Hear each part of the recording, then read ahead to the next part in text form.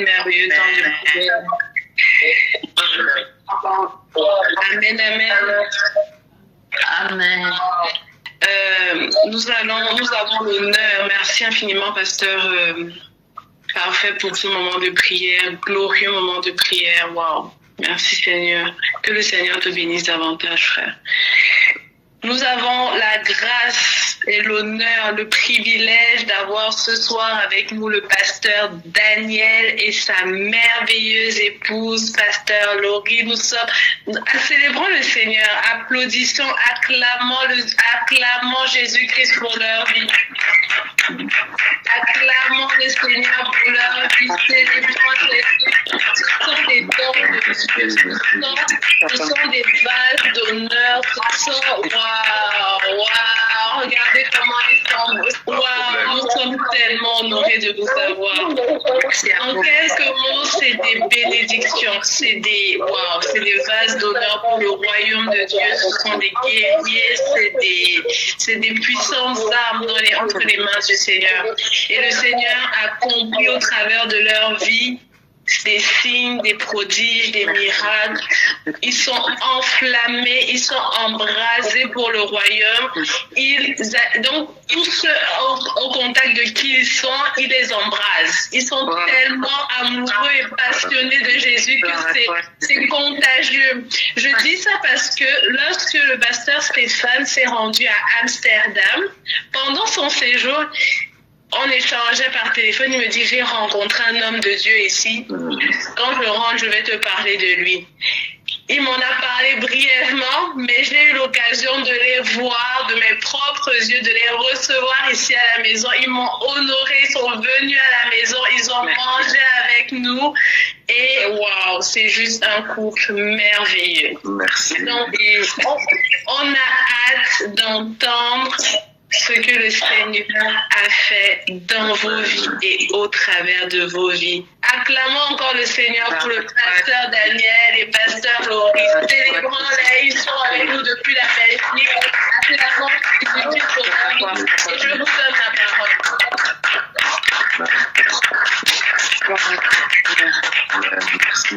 Donc, je vais démarrer. Est-ce que l'on m'entend? Oui, ok. Oui. Alors, on va partager le témoignage avec mon mari. Je vais commencer. Prophète, Stéphane, d'ailleurs, je remercie pour sa confiance, son amour, lui ainsi que toute sa famille.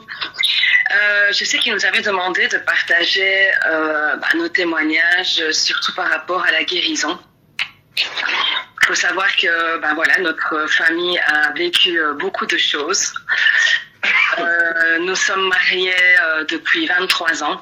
Nous avons 2 grands et beaux garçons qui ont accepté également le Seigneur. Et dès que nous nous sommes mariés, nous avons eu des difficultés. Il faut savoir qu'à ce moment-là, on ne comprenait pas ce qui nous arrivait vraiment. Et moi qui ai grandi dans la foi et j'ai accepté le Seigneur, j'avais 12 ans, donc je me dis c'était des épreuves.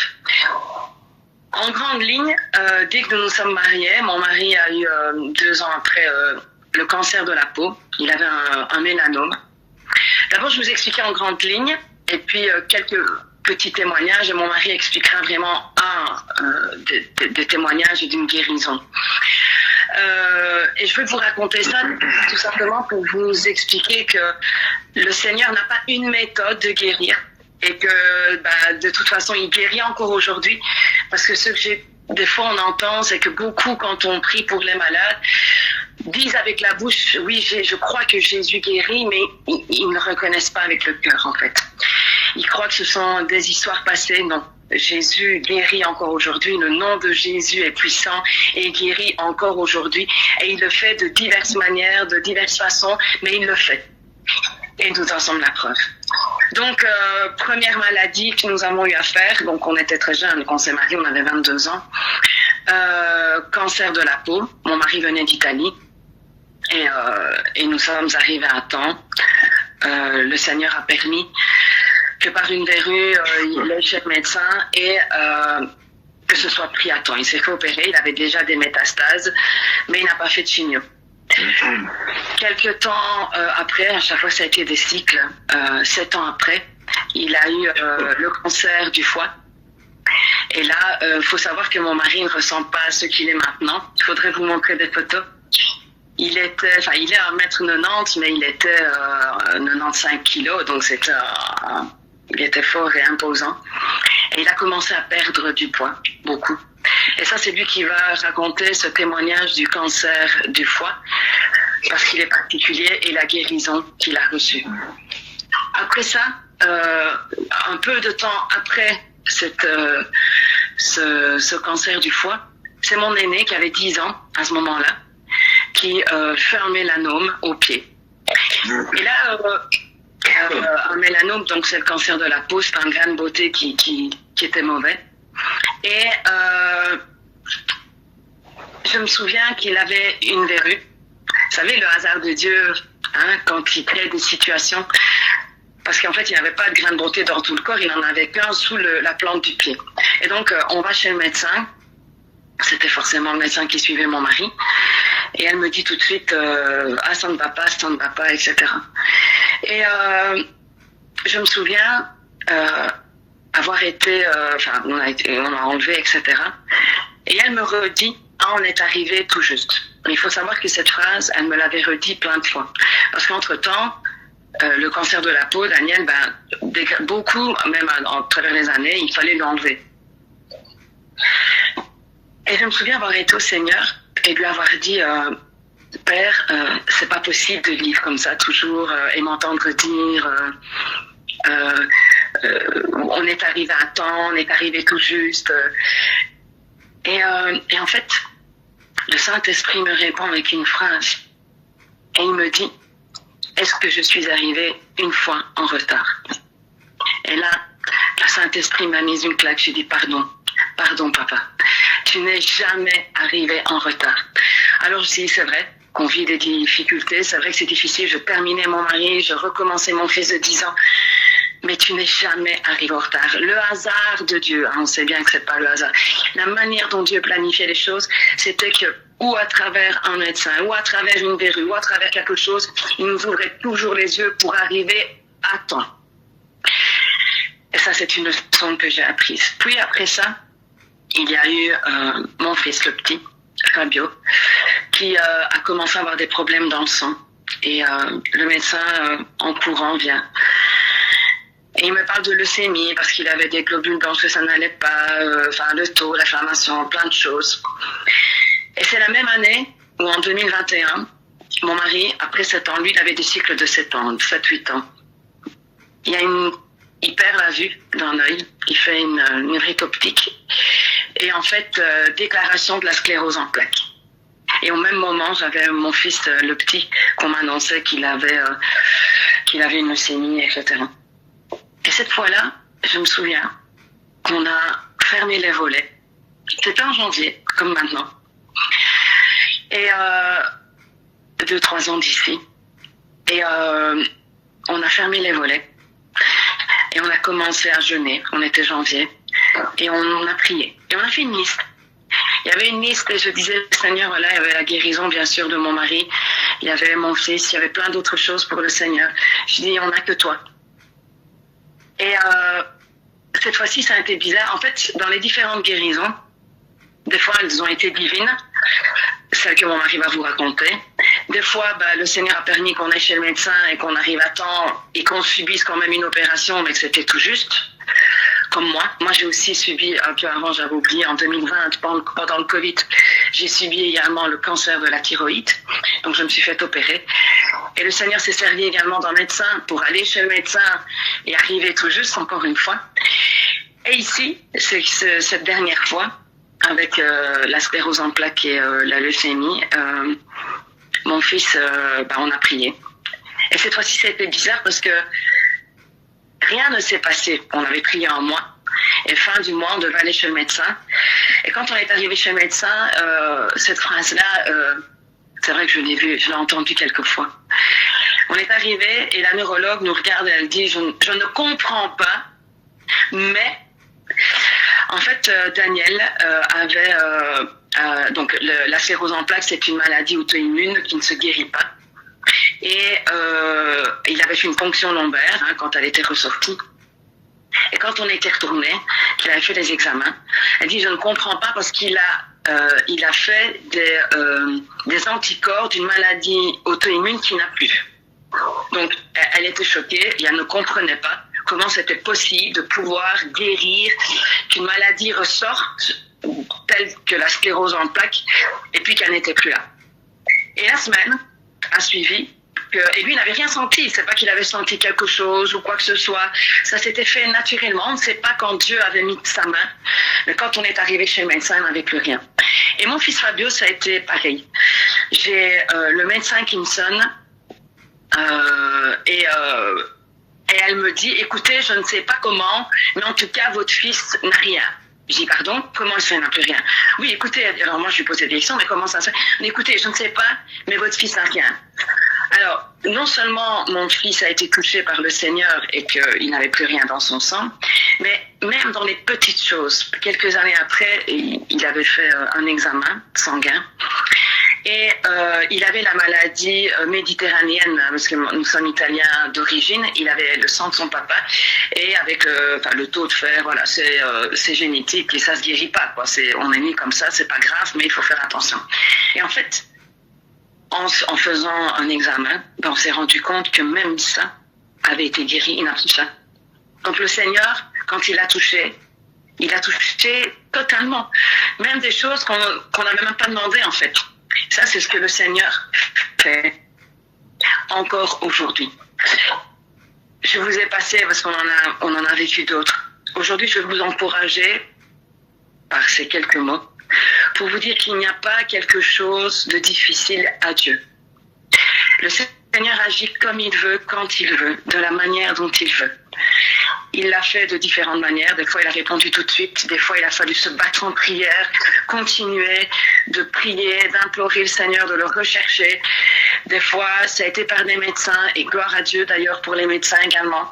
Mais le Seigneur agit. Le Seigneur n'arrive pas en retard. Le Seigneur garde tout sous contrôle. Et il est clair qu'on apprend beaucoup à travers la souffrance, à travers la maladie. On voit que le Seigneur est bon et fidèle. Les autres nous regardent. Ça, j'ai remarqué aussi. Les autres nous regardent. Le monde nous regarde. Parce qu'ils se disent, regardez tout ce qu'ils ont, mais ils sont là. C'est vrai qu'on a passé par beaucoup de choses, mais le Seigneur a toujours été fidèle. Et donc, au lieu de se plaindre, dire, Seigneur, gloire à Dieu pour qui tu es. Moi, une chose que j'ai apprise à travers tout ce qu'on a pu vivre par rapport aux maladies, parce que c'est vrai qu'en parallèle, il y avait énormément de combats spirituels, mais je parle spécifiquement par rapport à la guérison et à la maladie, c'est que des fois, quand on est face à la maladie ou peu importe le problème, on y croit si on voit une solution dans notre tête. Et quand on voit que c'est impossible, alors on se dit, on manque un peu de foi. En fait, notre rôle à nous, c'est de croire. Dieu nous demande de croire. En Matthieu 21, Jésus nous dit, je vous l'assure, si vous avez la foi et vous ne doutez pas, ce que vous demandez, vous l'aurez. C'est Jésus qui donne cette garantie et cette certitude. Il nous demande que croire. Comment lui va agir, j'ai envie de dire, ce n'est pas notre problème. C'est à lui. Lui, il sait comment il doit faire. Lui, il sait à quel moment, quand, si c'est avant l'opération, après, pendant, s'il se sert de quel... C'est lui qui le sait. Nous devons simplement croire et mettre notre confiance entre ses mains. Après, lui, il agit. Et il n'arrive pas en retard. Ça, c'est ce que j'ai compris. Et donc, et je pense toujours à ce miracle de cette femme un de mes miracles préférés, de cette femme au flux de sang qu'après 12 ans, elle était impure, elle ne pouvait pas aller, elle n'osait pas aller le toucher, elle n'osait pas en parler. Des fois, on a des situations auxquelles on n'ose pas peut-être en parler, où on n'est pas bien. Et cette femme a osé. Jamais personne n'avait été guéri en touchant Jésus. C'est elle qui a innové, en fait. Et cette femme a osé toucher. Elle n'a pas fait attention aux gens, elle n'a pas fait attention aux critiques, elle s'est pas dit est-ce que Jésus l'a déjà guéri de cette manière, mais non, on lui demande d'habitude, il sent jamais, sans lui parler, est-ce qu'il va me guérir? Elle s'est pas posé des problèmes. Elle a osé Elle a dit, je m'en fous. Donc je ne sais pas quelle est ta situation maintenant, quel est ton problème, quel est le miracle dont toi tu as besoin. Sache que Jésus n'a pas changé. Et je t'invite vraiment à aller toucher cette robe et oser. Peut-être que tu n'as jamais entendu du miracle dont toi tu as besoin, de la manière dont toi tu t'imagines. Arrête de t'imaginer des choses si c'est un conseil que je peux vous donner. Abandonnez-vous de Jésus et dites Seigneur, voilà, je te fais confiance. La manière dont tu vas agir, quand et comment, peu importe. Mais le Seigneur, il agit, ça je peux vous le garantir. Le Seigneur est bon et fidèle, il ne change pas. Et il a payé le prix fort pour nous donner la victoire. Donc voilà, soyez bénis. Moi, pour ma part, j'ai essayé de faire un petit résumé. Et j'espère que vous avez été bénis, on a prié pour ça. Et je donne la parole à mon mari. Soyez bénis. Amen, gloire à Dieu. Amen. Amen. Amen. Amen, gloire à Dieu. En tout cas, de ma part, Amen. Amen. Amen. Amen. Amen. je suis honoré d'être avec vous. Je suis dans la joie d'être avec vous. En tout cas, ça fait maintenant 10 jours qu'on est avec vous lors de la prière. On est fort touché de voir l'amour, même si on ne se connaît pas. Mais c'est vraiment, je suis chaleureux de vous voir en étant loin. Voir le prophète Stéphane qui nous a même invités à faire part de ce moment de jeûne et prière. Et c'est vraiment fortifiant pour notre foi. Voilà, je pense que mon épouse, elle a raconté une grosse partie de ce que Dieu a fait de notre famille, de notre couple. Je vous raconte en profondeur ce que Dieu a fait dans ma guérison au niveau du foie. Et puis je partage ce que Dieu fait avec nous au niveau de en fait, nous avons un ministère au niveau de la jeunesse. Donc depuis maintenant 14 ans. Donc on voit la gloire de Dieu avec la jeunesse. Mais avant tout ça, je vous raconte ce que Dieu a fait à ce moment-là. C'est en 2013 que, encore une fois, ces jours-ci, c'est ce jour-ci qui s'est levé à l'esprit. On a parlé de Romains 8,14 qui dit que le Saint-Esprit conduise les enfants. Et c'est ce qui s'est passé à ce moment-là, en fait. Et mon épouse, c'est lui qui l'a guidée. C'est vraiment elle qui m'a vraiment aidé. Pourquoi? En fait, c'est Dieu qui a permis. Parce que c'est vrai que j'ai perdu du poids. Parce qu'avant tout ça, en fait, j'avais eu autre chose dans mon corps. Dès que je ne pensais pas que c'était cancer du foie, en fait.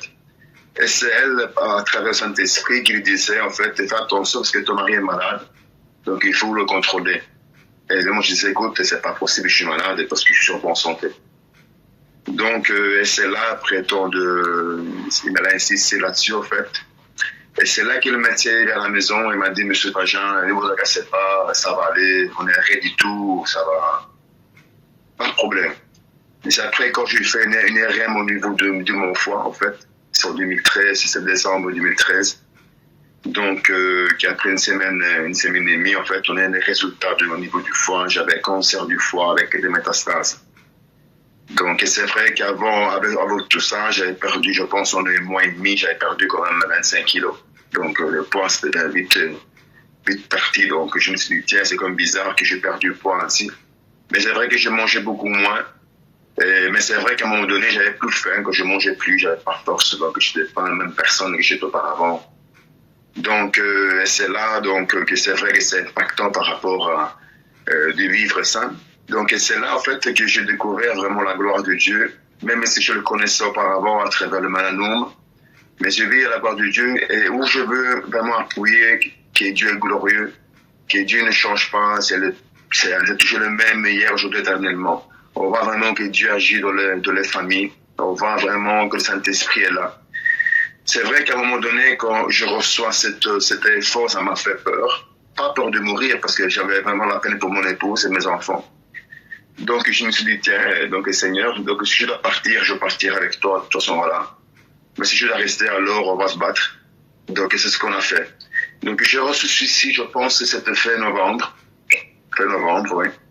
Donc on a commencé à prier, à demander à Dieu vraiment la grâce, à demander à Dieu vraiment que Dieu intervienne. L'église s'est arrêtée, on a jeûné, on a tout fait pour que Dieu intervienne. Et on ne voyait pas, en fait, je voyais que Dieu était là, me soutenait par rapport à ce que je vivais. Mais ce qui se passe sur l'histoire, comment Dieu change les choses en un instant, c'était dimanche, donc il y avait culte l'après-midi. Donc mon épouse m'a dit, écoute, je partirai à l'église, tu restes à la maison, tu te reposes, parce que c'est vrai que je n'étais pas bien santé, donc je n'avais pas de force de rester debout pour marcher. Donc j'ai resté couché. Et la voix me disait, va à l'église. Donc, c'était vers 5h30. Il me dit, va à l'église, va à l'église. Donc, je me lève, je m'habille, et me dit, ma belle-mère, elle dit, tu vas où? Je dis, je vais à l'église. Il me dit, mais non, t'es pas bien, reste à la maison. Je dis, non, je vais à l'église. Pour vous montrer comment le Saint-Esprit nous parle. Parfois, on croit que les miracles, c'est pour les autres, mais c'est pour nous aussi. Donc, c'est là que j'ai découvert Dieu dans une autre dimension de la guérison. C'est vrai que parfois, on entend parler de Dieu, Dieu guérit, tout ça, mais quand on le vit dans notre vie, dans notre corps, dans notre vie, c'était vraiment puissant. Quand j'étais à l'église, comme par hasard, ces jours-là, en fait, il y a eu un appel par rapport à la guérison avec une mission d'huile. Et à ce moment-là, en fait, on voit 6 personnes aller devant. Et moi, j'étais le dernier parce que j'avais jamais prié par rapport à la guérison. Par rapport, oui, j'avais demandé, Seigneur, si tu veux pas, je partais avec toi. Et c'était fini là. Et je me suis dit, ça va, je vais aller devant et je vais essayer. Et quand je vais devant, c'est justement le dernier du groupe. Quand j'ai commencé à prier pour moi, il y avait 2 pasteurs qui priaient pour moi. Donc, je sentais en moi vraiment quelque chose que j'avais jamais vécu dans ma vie, dans mon corps. Comme si ça savait qu'il y avait un médecin chirurgien, en fait, qui me soignait, qui me soudait la blessure. Et j'avais une forte douleur dans mon corps. Je me dis, tiens, c'est comme bizarre que je me sens pas bien, je me sens bizarre. Et j'ai senti une douleur dans mon corps, au niveau de l'estomac, au niveau du foie. Je me dis, tiens. Donc, je vais m'asseoir. Et quand je vais m'asseoir, donc en fait, je reçois de l'esprit que Dieu est en train de me guérir du cancer. Le pasteur reçoit au même moment une parole de la part de Dieu. Il disait, pendant qu'il priait pour moi, il disait, est-ce que tu voudrais bien prendre sa maladie? Donc, lui, il répond pas. Il repose la question à nouveau et lui dit encore une fois, est-ce que tu voudrais prendre sa maladie à sa place? Donc, à un moment donné, ce qui s'est passé, donc lui répond, il dit, Seigneur, non, je ne veux pas prendre sa maladie. Et Dieu lui répond, je l'ai pris moi sur la croix. Donc, à ce moment-là, en fait, je vois que quand il a dit ça, en fait, j'ai compris de l'esprit que Dieu m'avait touché, qu'il m'avait guéri. Mais ce qui s'est passé, donc, il leur dit, j'allais rentrer à l'hôpital pour m'opérer, en fait, parce qu'il devait couper mon foie, je devais faire une chimio. Et quand je rentre à nouveau à l'hôpital, on voit que vraiment, merci Seigneur, qu'elle a permis tout ça. En fait, le médecin qui devait m'opérer, il a recommencé tous les examens, donc de prise de sang, il a commencé aussi les REM au niveau du foie, il m'a contrôlé à nouveau. Après 2-3 jours, il vient dans ma chambre, et il dit, Monsieur Facho, je ne comprends pas où vous avez été faire ces examens-là, parce qu'il dit, quand je vois auparavant et je vois maintenant, il m'a montré tout. En fait, il dit, il n'y a plus rien en fait, il y a tout qui est disparu. Il dit, au niveau du foie, il n'y a plus rien. Au niveau du sang, parce que le sang est tombé, le fer et tout ce qui suit. Il dit, tout était dans le négatif. Il dit, vous voyez maintenant, et vous regardez un peu avant, après. Et il dit, il n'y a plus rien. Il dit, je ne comprends pas. Il dit, pourquoi? Il dit, vous avez été où à faire ces examens-là? Il dit, écoutez, j'étais là. En fait, il ne comprenait pas. Et à un moment donné, il continue à me visiter pour qu'il dise, je ne comprends pas. Il dit, vous êtes malade, en fait, il n'y a plus rien. Donc, j'ai dit, écoutez, on arrête ici. Donc, en fait, au lieu de m'opérer, je suis sorti, je rentre le lundi matin, et je suis sorti mercredi matin. Donc, avec une guérison divine dans mon corps. Et depuis là, en fait, depuis ce moment-là, quand Dieu a mis sa main sur mon corps, je suis resté 6 ans sans être malade. Je n'ai pas une grippe, même mal du gorge. Je l'ai travaillé tous les jours, sans même pas avoir des douleurs. Je restais vraiment jusqu'avant le Covid, en fait. C'est après j'ai eu le Covid. Mais jusque-là, en fait, j'étais toujours en bonne santé, j'étais bien dans ce que je faisais, donc c'était vraiment glorieux. Et c'est avec ça que j'ai été à vous encourager ce soir. C'est vrai que parfois on croit que les guérisons, c'est plus pour maintenant. Parfois on ne le voit pas parce que parfois on est découragé de voir que Dieu ne guérit pas tout de suite. Mais c'est vrai que moi, en 15 jours, j'ai reçu l'info, la mauvaise nouvelle. Et après 15 jours, on voit que Dieu il m'a transformé en fait, il m'a vraiment guéri. Et puis de là, j'ai vu que j'ai pris des forces. Et après quelques temps, je l'ai travaillé. Donc c'est ça que ça m'a dit ce soir, vraiment à vous encourager que Dieu ne change pas. Il reste toujours le même, hier, aujourd'hui et éternellement. Donc j'espère vraiment de pouvoir vous encourager avec ce témoignage. Et j'aimerais aussi vous raconter, il m'a dit le prophète, je vais raconter ce que Dieu fait avec nous au niveau de la jeunesse. Je vais raconter quelque chose parce que je ne veux pas prendre trop du temps pour raconter ce que nous... Donc nous, ça fait maintenant 14 ans qu'on est avec la jeunesse. Et surtout, Dieu nous utilise au niveau de la jeunesse Donc, au niveau du réveil de la jeunesse, on voit beaucoup de jeunes qui viennent, beaucoup de réveils, beaucoup de nouveaux qui viennent de la foi. Et Dieu nous utilise beaucoup, énormément au niveau de la délivrance. On voit beaucoup de délivrance au niveau de la jeunesse, parce que malheureusement, aujourd'hui, la jeunesse, ce n'est pas comme, je dis pas comme avant, mais il est beaucoup travaillé, il y a beaucoup de choses, beaucoup d'oppression, beaucoup de choses qui se passent autour d'eux. Donc, Dieu nous utilise beaucoup au niveau de la délivrance. Et c'est ça que, par exemple, je raconte aussi. Une fois, un jeune garçon est venu à la maison, c'était au mois de juin l'année dernière, qui voulait qu'on prie pour lui parce qu'il était baptisé auparavant. Après 6 ans, il a quitté l'église. Et il dit, écoute, Daniel, j'entends qui vous priez pour la jeunesse à travers vous, Dieu touche. Il dit, écoute, c'est Dieu qui fait, nous on ne fait pas beaucoup de choses, c'est Dieu qui fait les choses. Donc on a commencé à prier pour lui. Donc, et je vous dis ceci parce que pour vous montrer comment la gloire de Dieu se manifeste, il faut rester vraiment dans l'humilité et que toute la gloire c'est à lui.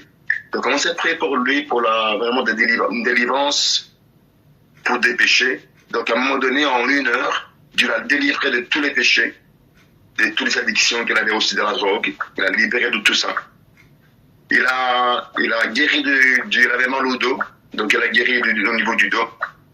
Et puis, après, il a guéri aussi, il a reçu le Saint-Esprit. Donc, en 1 heure, il a été libéré, il a été guéri, et il a rempli de l'Esprit Saint.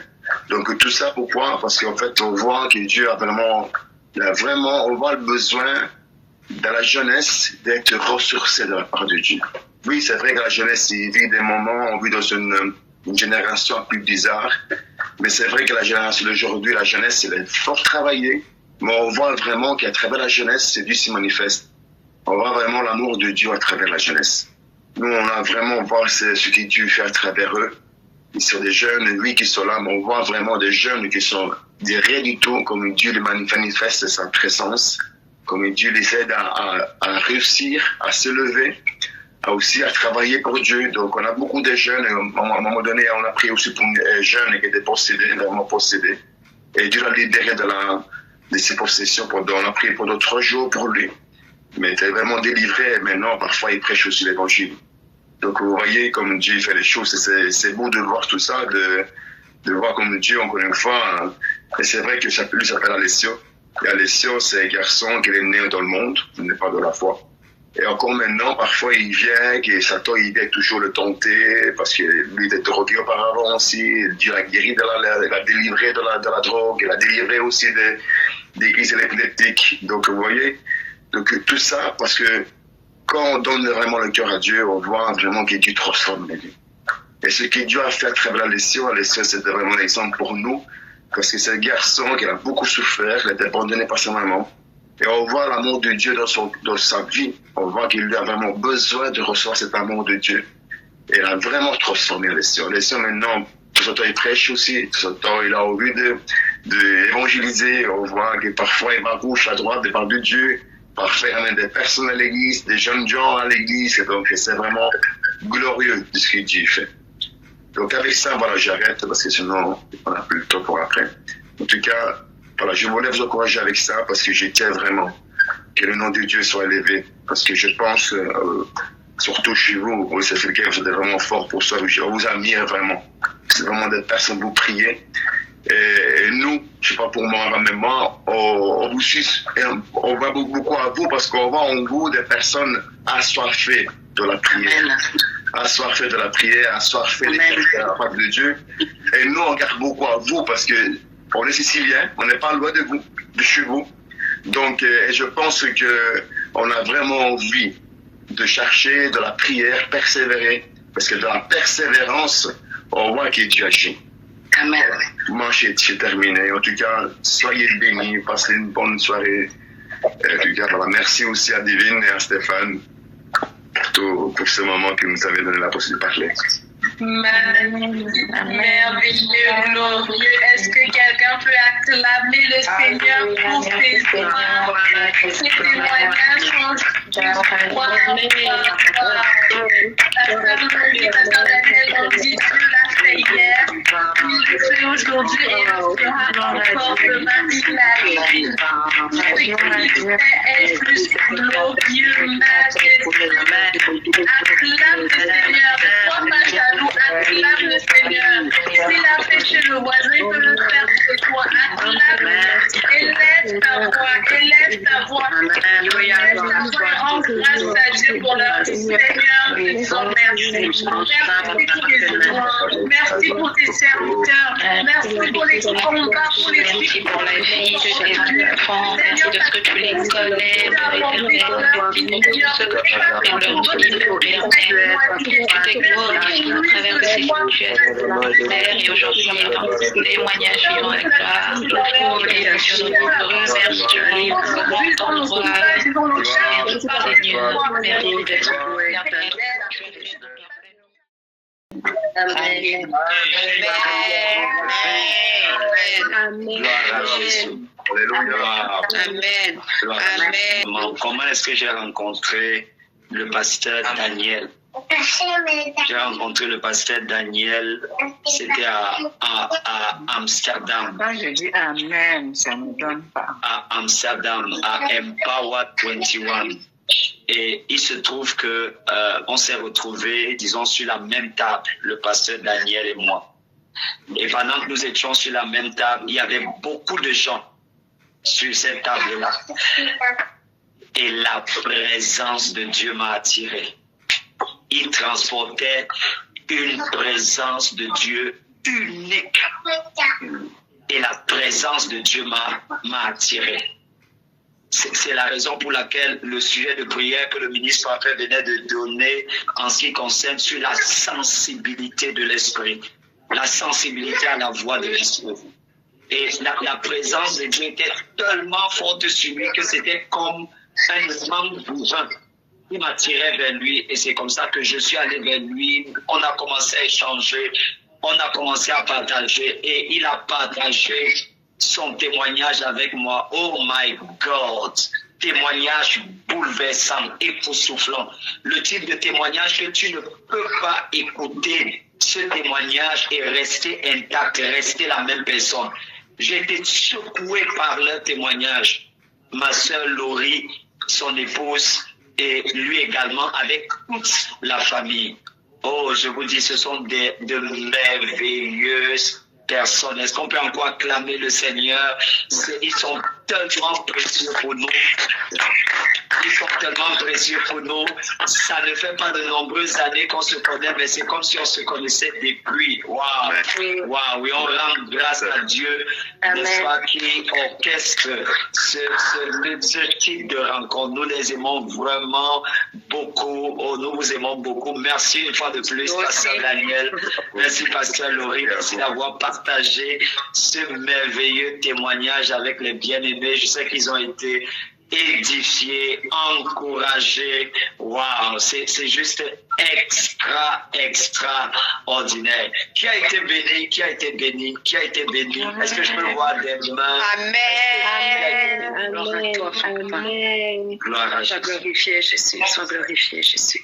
Gloire à Jésus. Qui a des questions? Est-ce qu'il y a des personnes qui ont des questions, que ce soit au pasteur Daniel ou au pasteur Laurie, par rapport à ce qu'ils ont partagé, par rapport à ce qu'ils ont vécu avec le Seigneur, la façon dont le Seigneur s'est manifesté dans leur vie, dans leur ministère, de façon extraordinaire. Est-ce qu'il y a des questions? Moi, je veux prendre des questions. Je veux prendre des questions. Si quelqu'un a une question, s'il te plaît, lève simplement ta main. Tu lèves ta main et nous allons te donner, n'est-ce pas, la parole. Je vois déjà des mains levées. Est-ce que ce sont des mains qui sont levées pour des questions? Si ce ne sont pas des mains levées pour les questions, vous les baissez. Si c'est des mains levées pour les questions, vous les maintenez. Waouh! Gloire à Dieu. Nous sommes tellement bénis, tellement contents de vous avoir. Okay. Si tu as une question pour le pasteur Daniel ou pour le pasteur Laurie, maintenant tu peux ouvrir, disons, ton micro. Je vois les mains qui sont levées. Je veux me rassurer. Ok, d'accord. Il y a la sœur Andrea, si tu n'es pas dans un endroit, disons, où qui ne te permet pas de parler, est-ce que tu peux ouvrir ton micro, si possible même ta caméra, et tu poses directement ta question au pasteur Daniel et au pasteur Laurie. Oui, bonsoir. Bonsoir à tous. Merci beaucoup. Merci pour votre témoignage. Ma question, c'est... S'il te plaît, est-ce que tu peux également nous préciser où tu te trouves? Comme il y a beaucoup de gens, on ne se connaît pas forcément nous tous. Tu nous dis simplement où tu te trouves et tu poses ta question. Je suis originaire de Kinshasa et je suis actuellement à Bruxelles. Donc, la Belgique aussi. Voilà, c'est ça. Donc, ma question, c'était par rapport à comment dire, à suivre, à écouter, à être sensible au Saint-Esprit. Est-ce qu'il y a eu des moments de doute? Et comment est-ce que vous avez pu faire le tri? Comment est-ce que vous avez pu lutter contre ce doute, s'il y a eu des moments de doute? Je vais t'expliquer de ma part. Moi, ce qui m'a donné la foi, c'est la parole. Moi, j'aime la parole de Dieu et c'était les versets, les promesses de Dieu. Ils m'ont fait que j'étais tenue. Quand mon mari a perdu les 30 kilos, parce qu'il a perdu 30 kilos, le Seigneur m'avait parlé et m'avait dit, sois forte parce que ton mari est malade, tu vas traverser des moments compliqués. Mais ces promesses, ta présence a fait que je tenais. C'est vrai qu'il y a eu des moments compliqués, on a pleuré, mais je pleurais à genoux. Dès que je me levais, c'était terminé, je savais que c'était entre les mains de Dieu. Je ne savais pas quand il allait agir, mais je voyais mon mari se dégrader. Tu dois t'imaginer que mon petit a fait des allergies, parce qu'il a eu un choc émotionnel quand il a vu son père, que le foie devient jaune, il fatigue, etc. Donc, ça a été bouleversant. Mais le Seigneur était là. C'est sa parole. Je dois dire que c'est sa parole. Merci.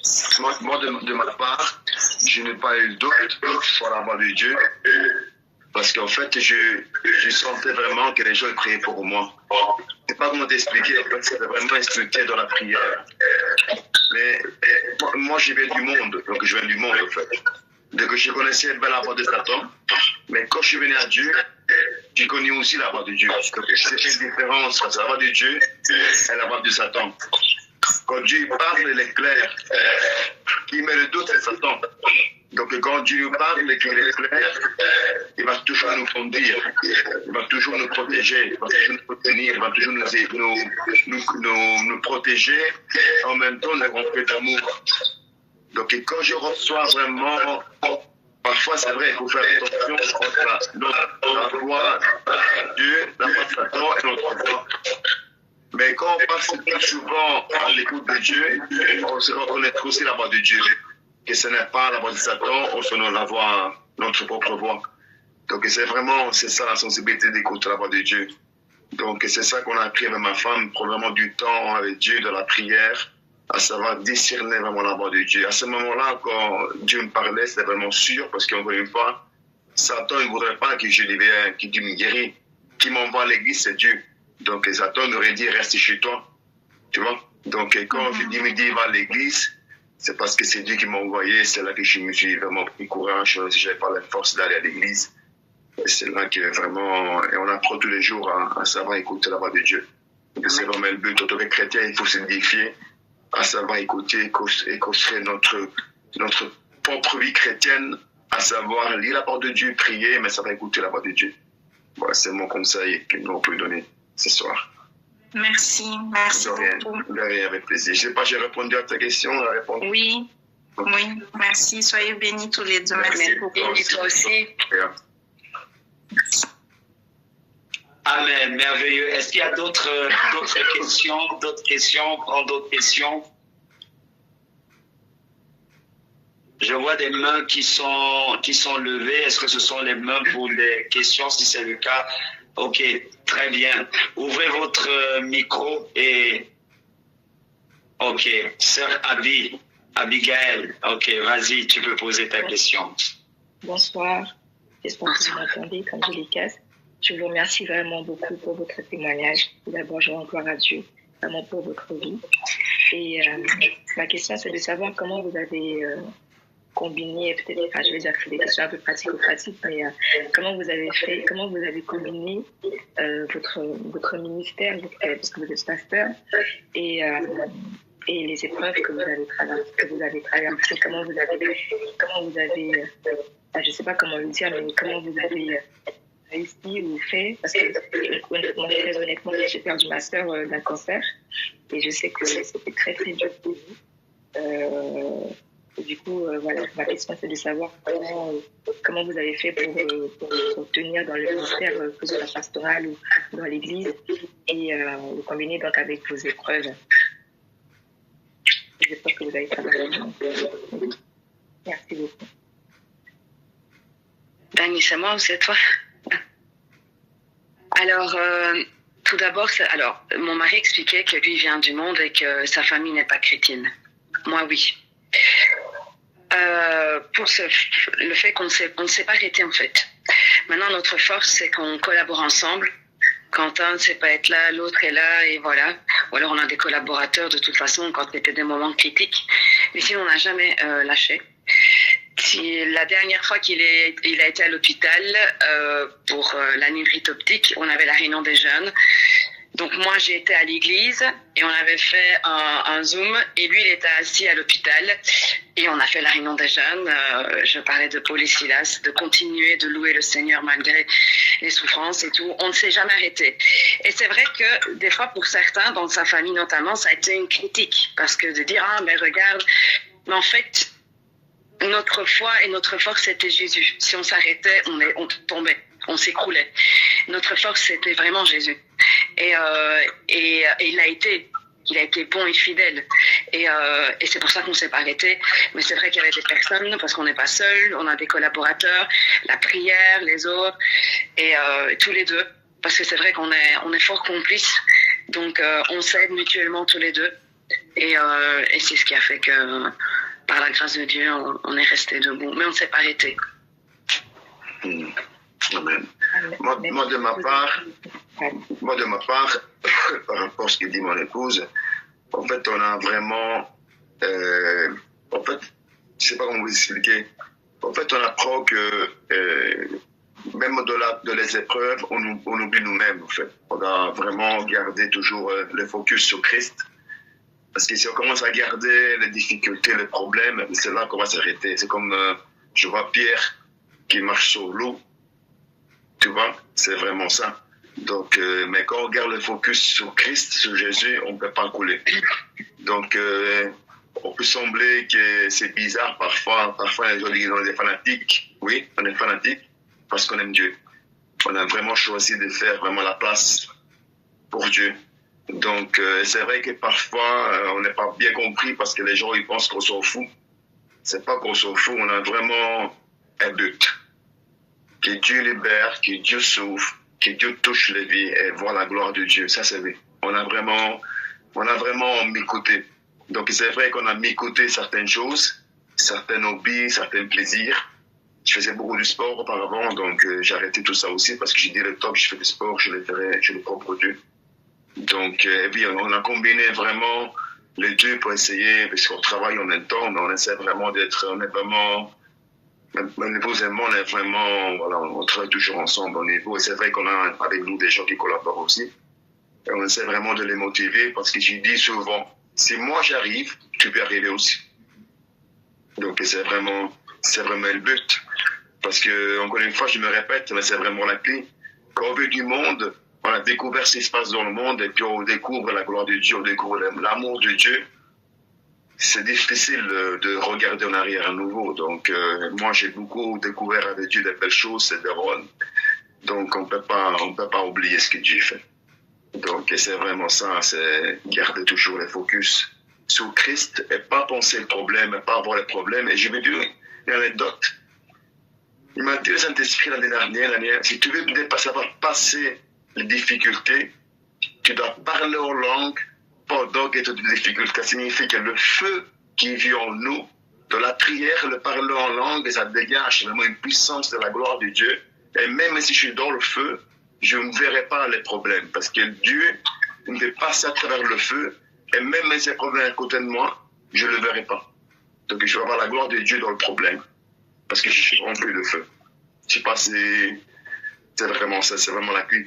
En tout cas, vraiment d'être bon côté, enflammé de Dieu, il faut vraiment.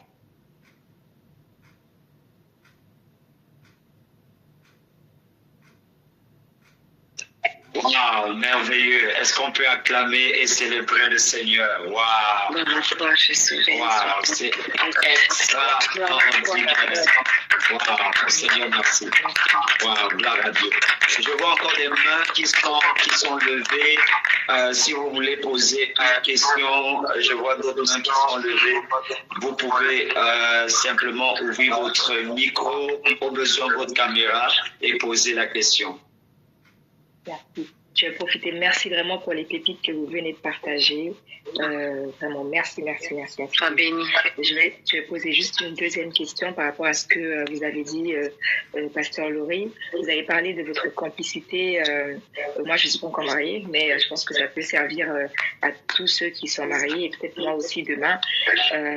Vous avez parlé de votre complicité. Est-ce que vous avez, je ne sais pas, des tips ou est-ce qu'il y a des choses, des paroles en tout cas que vous avez pour des couples qui traversent des moments d'épreuve? Est-ce que vous avez des paroles pour eux?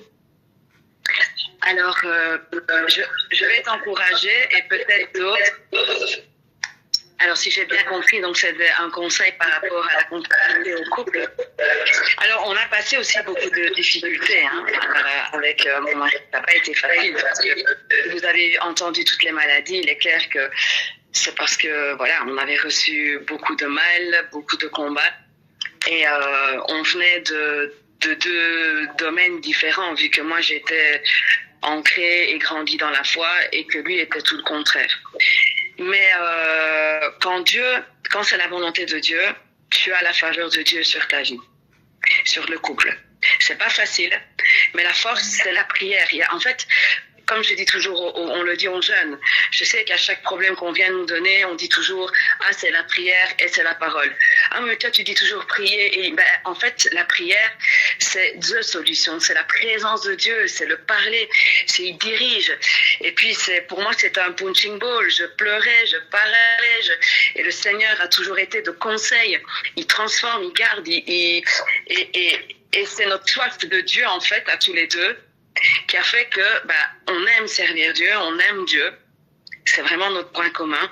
Ce qui fait que c'est pas difficile pour nous quand lui part ou il est au téléphone ou moi je fais ou quand il rentre, on rentre du travail, il me dit écoute on doit aller là faire une visite, on doit aller prier ou moi je sais que j'ai pas besoin de lui demander qu'il va me dire oui et lui il sait qu'il a pas besoin de me demander que je vais dire oui et donc c'est notre soif.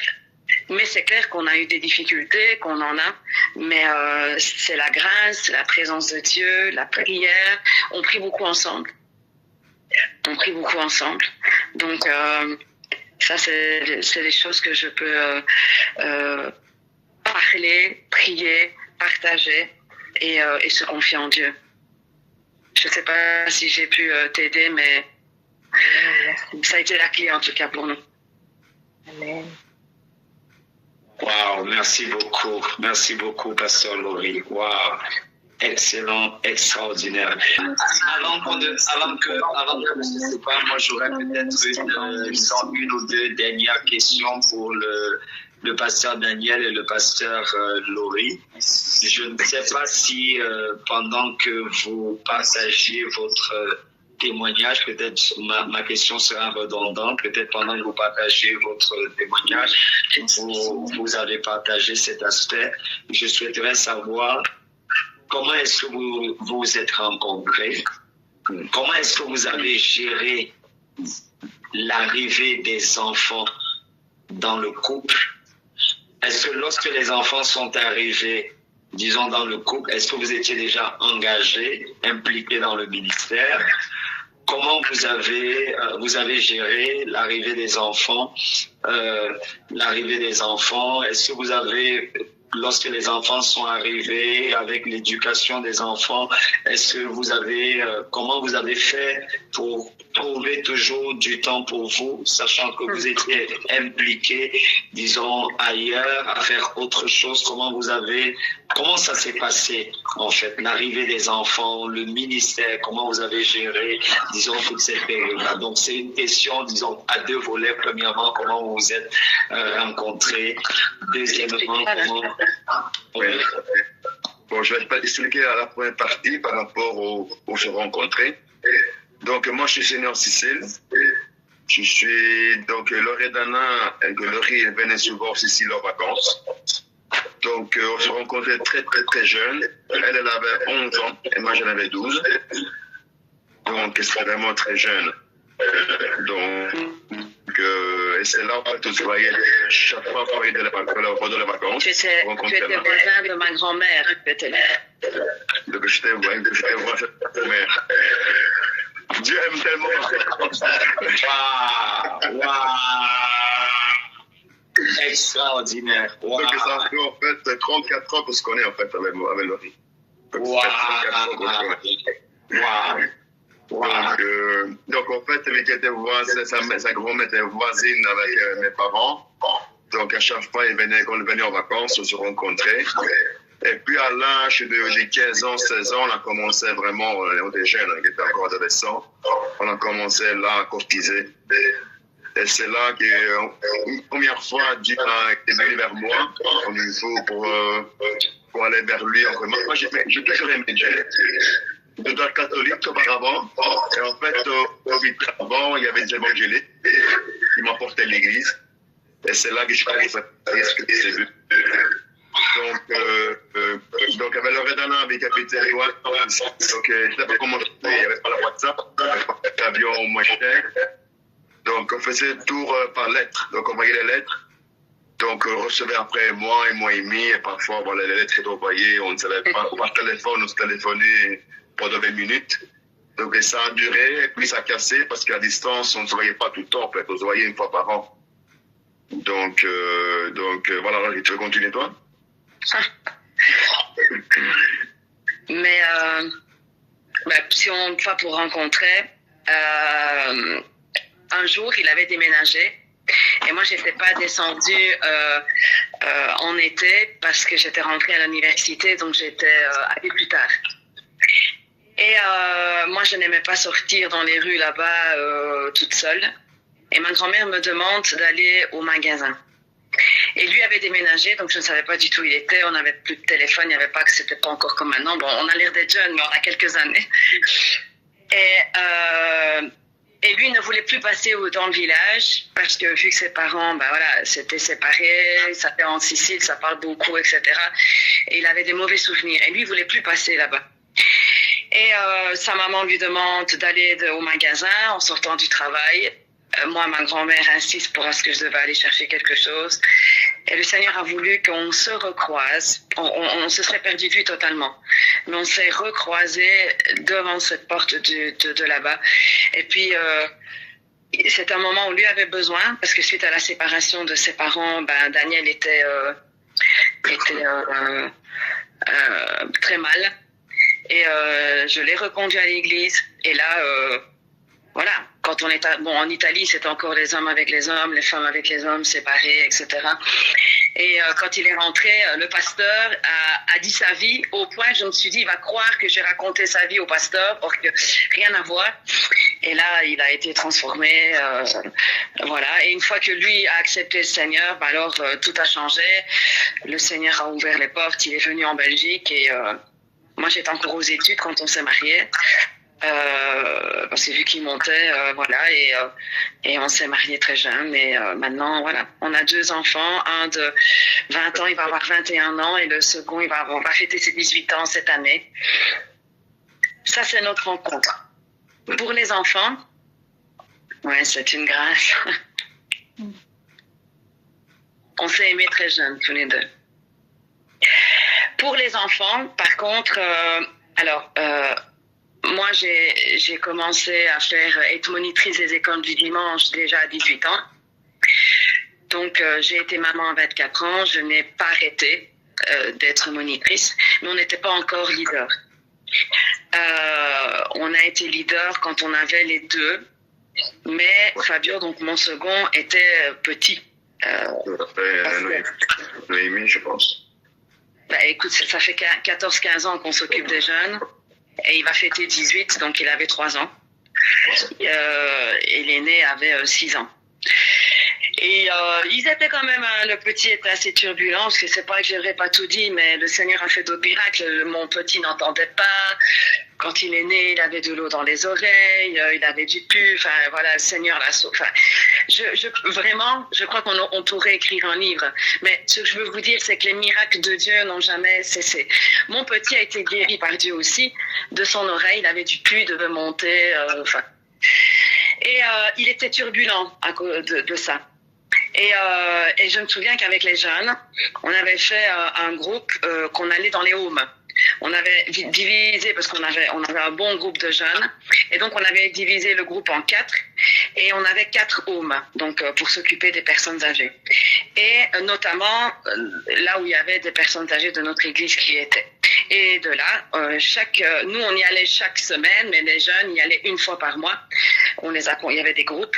Et donc moi, mes enfants, chaque semaine, les samedis, donc on travaille toute la semaine, et puis chaque semaine, le samedi, ils venaient avec nous dans les homes, ils sont venus avec nous pour servir, toujours chez les jeunes ou n'importe où ils étaient là. Et moi, j'ai été aumônière aussi. Et là, maintenant, mon fils a pu venir cette année aussi en prison, voir un peu comment ça se passait. Donc, ils ont grandi. Et par la grâce de Dieu, ils ont aussi tous les deux accepté le Seigneur. En fait, on ne s'est pas arrêté. On n'a jamais, même si c'était compliqué des fois, avec le petit qui n'entendait pas, ce qui signifie qu'il hurlait, des fois, et voilà. Mais c'était pas toujours évident. Des fois, j'allais au culte en sachant que j'en ai rien écouté. Mais j'y allais quand même. Je me dis, bon voilà, Seigneur, tu sais. Et c'est pour ça que peut-être que je suis plus sensible aujourd'hui à faire les garderies, voyez, parce qu'on passe par des choses. Et je me rends compte que c'est important que les jeunes puissent écouter la parole, les jeunes mamans, voilà, ce genre de choses. On apprend en fait. On apprend par la grâce de Dieu. Il faut mettre juste Dieu à la première place. Je ne sais pas si je vais répondre. En fait, avec ça, le fait que les enfants, ils ont toujours été à l'église avec nous. Le fait qu'on a travaillé à l'église, ils sont vraiment, on va dire entre guillemets, ils sont vraiment vus comment servir Dieu. Pour voir eux, c'est vraiment des jeunes et très enfants pour eux. Ils sont vraiment, on le voit qu'ils ont l'action de Dieu. Et surtout, ils sont des copines maintenant qui donnent aussi le courage à eux de prier, de le Seigneur ensemble. On t'entend bien dans le micro. Non, tu m'entends pas. Vous m'entendez quand je parle? Super. Ah, non, moi je t'entends. Donc, le fait que les enfants, ils viennent avec nous partout, donc dans le passé, quand c'était petit, donc maintenant, quand ils sont tout le temps avec nous, même quand on va dans les conférences, ils sont tout le temps avec, parce que maintenant, comme je disais auparavant, ils ont des copines qui sont dans la foi aussi, mais voilà, ils viennent dans une autre domination, donc ils doivent plus refermer, et c'est eux qui sont là à aider vraiment à voir ce truc qui a poussé en eux, de le transmettre aussi au public. Donc voilà, nos enfants, c'est vraiment pas parce que c'est nos enfants, mais ils ont vraiment l'amour de Dieu, ils ont vraiment envie de servir Dieu, et ils le font déjà avec nous au niveau de la jeunesse. Waouh, c'est merveilleux. Est-ce qu'on peut encore acclamer et célébrer le Seigneur? À toi, Jésus. J'ai pas envie de vous laisser partir. Je n'ai pas envie de vous laisser partir. Avant de partir, est-ce que vous pouvez prier pour les couples, les foyers, ceux qui sont déjà mariés, ceux qui souhaitent se marier, ceux qui ont des projets, ceux qui traversent même une période difficile sur le plan sentimental. Nous souhaitons vraiment que vous priez, disons, pour tout ça. Et on va prier. Je vais prier pour les couples et ma femme va prier pour les enfants. D'accord, Oli? Ok. Amen. Toi, papa. Père. Gloire à toi, Seigneur. Père, toi, Seigneur, nous venons devant le trône de la grâce ce soir. Gloire Seigneur, à toi. d'abord, on te remercie pour ce moment qu'on a vécu ensemble, papa. C'est vraiment une joie. C'est vraiment une joie de pouvoir témoigner ta gloire. témoigner ce que tu fais, papa. Ouais, Seigneur, tu ne changes Seigneur, pas. toi, tu vois les personnes qui sont devant, Seigneur, devant cet écran, papa, qui sont là en train d'écouter ma voix. Mais surtout, Seigneur, toi, tu connais leur cœur, tu connais leurs sentiments, tu connais leurs difficultés, tu connais aussi leur vie. Et tu connais aussi leur poids, tu connais leur fardeau, Seigneur. Seigneur, tu connais leur couple. Seigneur, ce moment même, papa, je te fais présenter chaque couple, papa, devant le trône de la grâce. Seigneur, que vraiment, ces grâces, c'est toujours là en abondance. Tu viens reconforter, papa, ressouder les couples. Papa, que tous les flèches sont enflammées, papa, contre les couples, papa. Dans le nom de Jésus-Christ de Nazareth, papa, nous te prions maintenant que cesse, papa. Nous te prions, papa, dans le nom de Jésus-Christ de Nazareth, Père. De protéger ces couples, Père. Papa, je vais te déposer ce couple, que tu viens, papa, le soutenir, papa. Que tu viens le protéger, papa, plus qu'hier et plus qu'aujourd'hui, papa. Et que demain, papa, ce couple, papa, soit des personnes qui prient ensemble, Père. Papa, je peux que, à travers toi, on a pu expérimenter les couples qui prient ensemble, difficilement, papa, ils se disputent, Père. Je l'ai expérimenté avec ma femme, Père.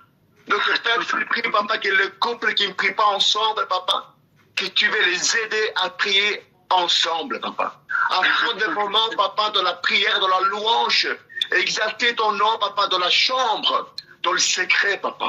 Car je sais que quand ils vont prier ensemble, Père, ils vont y comprendre que toi, tu veux qu'ils prient ensemble, qu'ils prennent du temps ensemble pour élever ton nom, papa. Donc, Père, que ce soit, papa, c'est le début, papa. Que ces couples, papa, que tu les retires dans la chambre, dans le secret, papa. Que vraiment se fortifie ensemble dans le moment, papa, que vraiment de ces moments, tu lui parles, tu les conseilles, tu les fortifies, que tu les aides.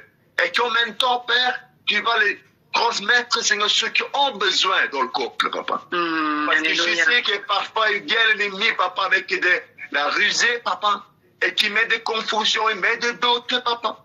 Et je te prie, Père, dans le nom de Jésus-Christ de Nazareth, que tu viennes déposer la bonne semence, que ce couple, papa, soit à nouveau ressoudé. Je te prie dans le nom de Jésus-Christ de Nazareth, Père.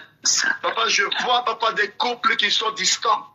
Et je te prie, Père, dans le nom de Jésus-Christ de Nazareth, que tu viennes ressouder, papa. Amen. Que la main de l'ennemi, papa, vienne détacher maintenant, papa. On va annuler, papa, toute action du démon, toute action démoniaque sur ce couple, papa. Où l'ennemi a défaussé, papa, il met la discorde, il met, papa, le trouble, il met le doute. Père, on vient effacer tout ça dans le nom de Jésus-Christ de Nazareth, Père. Et j'appelle à nouveau, papa, cette alliance qui soit faite devant toi, papa. Que cette alliance soit à nouveau rétablie, papa. Que cette alliance soit remplie à nouveau d'amour, papa. Dans leur et nouveau amour. Le premier amour, Père. Que tu veux réactiver dans leur vie le premier amour. Père, je te prie aussi pour les couples, pour les personnes qui sont seules. Papa, toi, tu sais, papa. J'ai compris, papa, avec mon expérience, papa, que c'est toi qui choisis pour nous. Alléluia. Parce que ton choix, c'est le bon choix, papa. Papa, je te prie, papa, que tu viennes accélérer le temps pour ces personnes qui, ça fait des années qui prient. Oui, et que tu viens, papa, je sais qu'ils t'écoutent la prière, et je sais que déjà la solution est là, et la réponse est là dans le Dieu, papa. Papa, dans le nom de Jésus-Christ de Nazareth, je te prie, papa, que cette personne qui prie, et qui pleure devant toi, que ces larmes, Père, soient essuyées et que tu viennes résoudre et répondre à leurs prières, papa. Et que tu aies approché, papa, la bonne personne, la personne que tu as choisie pour eux.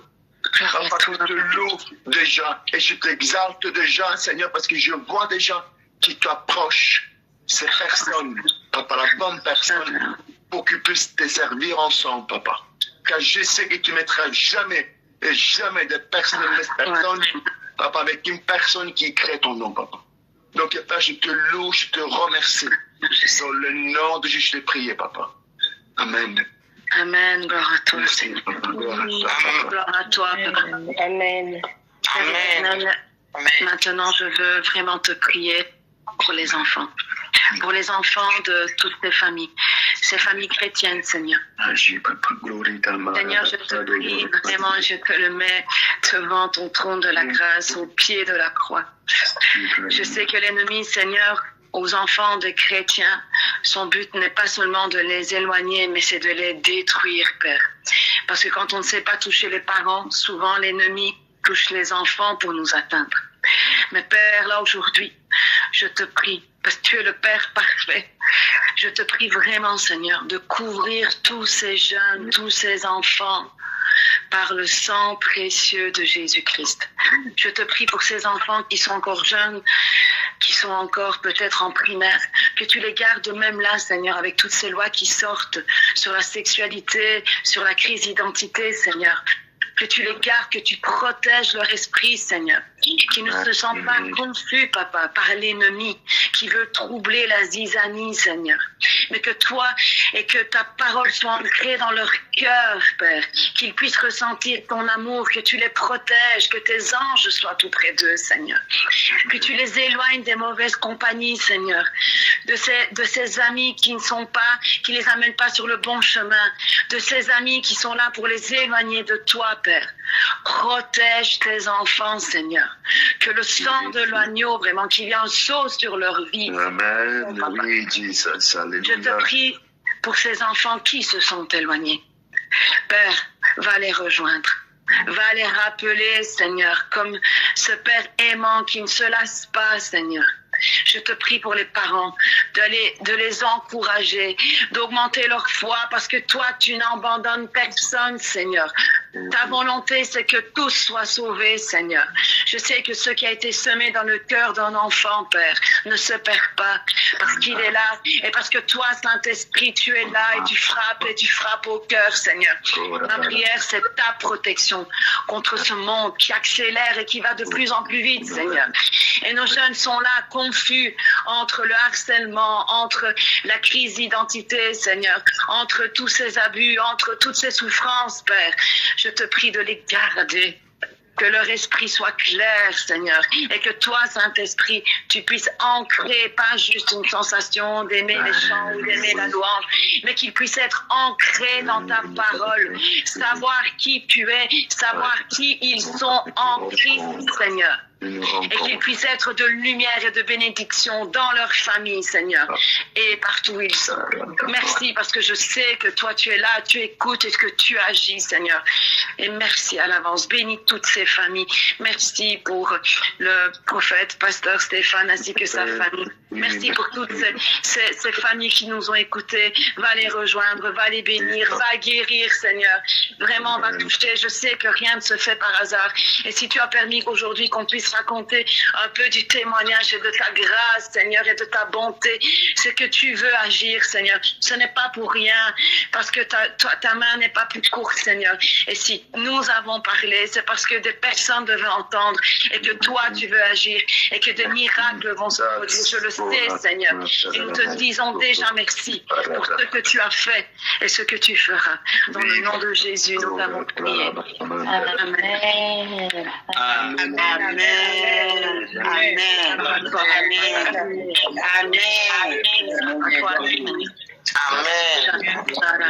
Amen. Est-ce que vous êtes précieux? Seigneur, nous te disons merci. Nous sommes très reconnaissants, Seigneur. Nous te disons merci, Seigneur, pour cette grâce, cette opportunité que tu nous as accordée, Seigneur, d'écouter toutes les choses extraordinaires que tu as faites et que tu as accomplies au travers du pasteur Daniel et du pasteur Laurie. Seigneur, merci pour cette famille qui est bénie, Seigneur, cette famille, Seigneur, avec laquelle tu marches. Seigneur, nous te rendons grâce pour la qualité de leur ministère, la qualité du service, Seigneur, qu'ils rendent au sein, qu'ils rendent à ton Église, Seigneur Dieu. Nous sommes reconnaissants. Merci parce que, Seigneur, tu lèves davantage, Seigneur, à côté d'eux, au milieu d'eux, Seigneur Dieu Tout-Puissant, des personnes qui sont autant passionnées que c'est des personnes qui sont autant zélées que Seigneur, des personnes qui sont autant enracinées, Seigneur Dieu, dans ton amour et dans le Saint-Esprit, que, Seigneur, merci parce que tu leur donnes, Seigneur Dieu Tout-Puissant, de moissonner, Seigneur Dieu Tout-Puissant, des fruits abondants, Seigneur, dans leur vie, dans leur ministère, dans leur famille.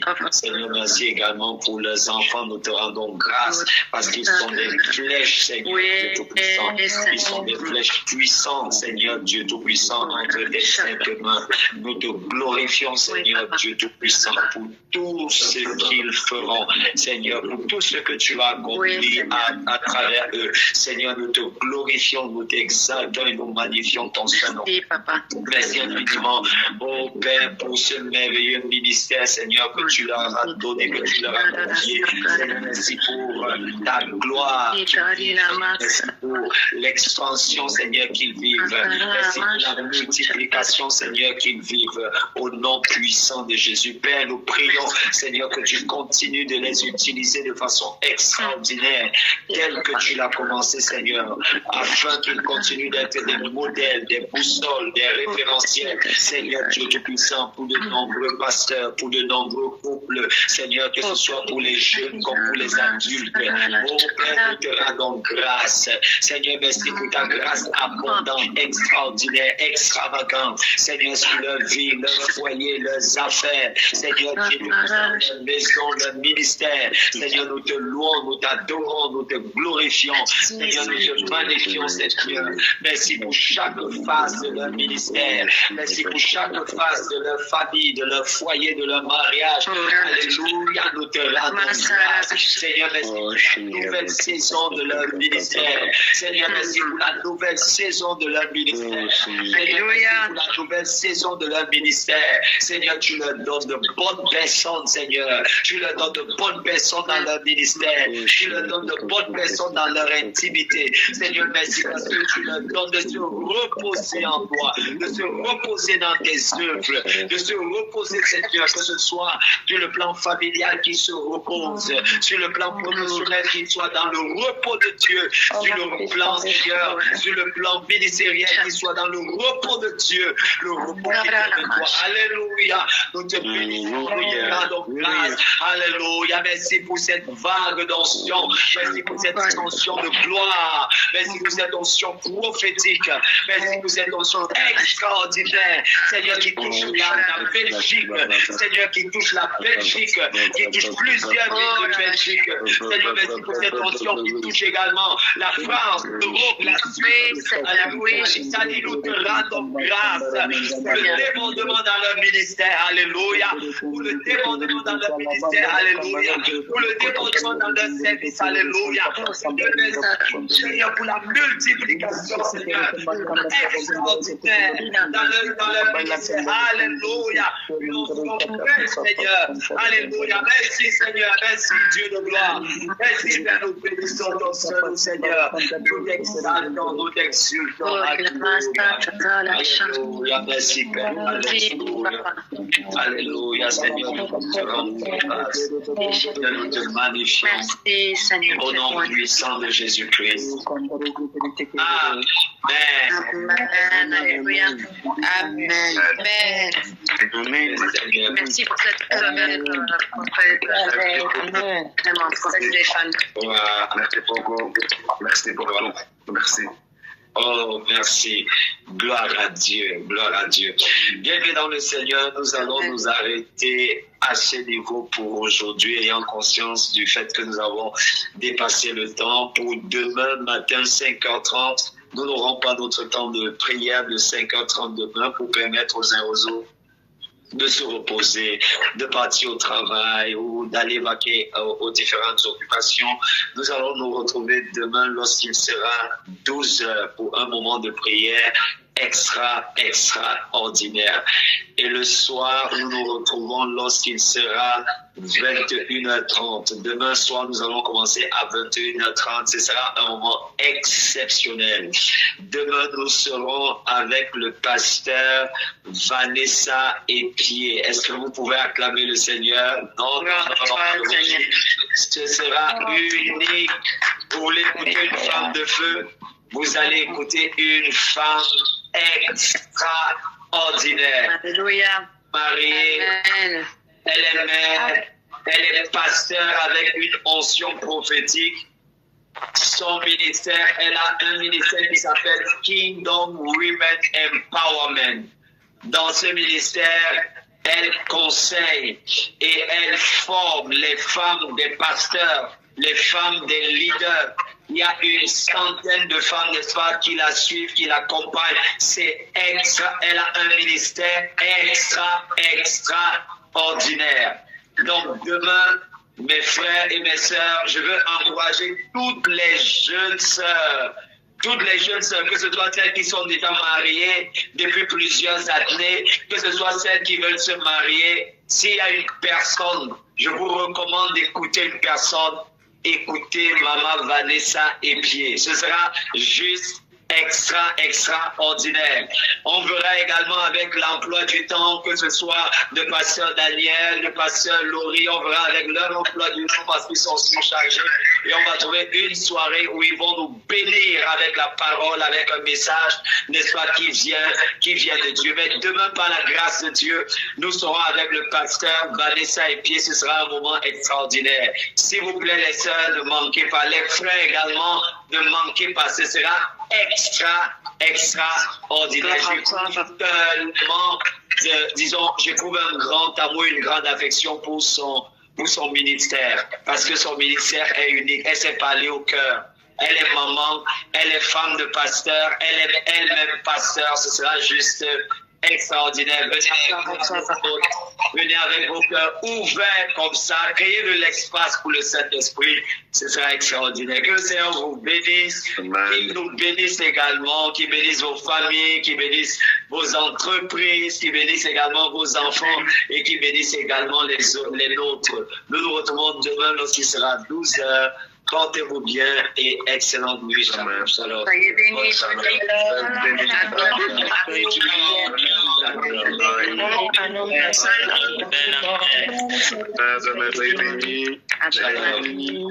Shalom. N'hésitez pas à liker, à partager la chaîne et à vous abonner. Soyez bénis.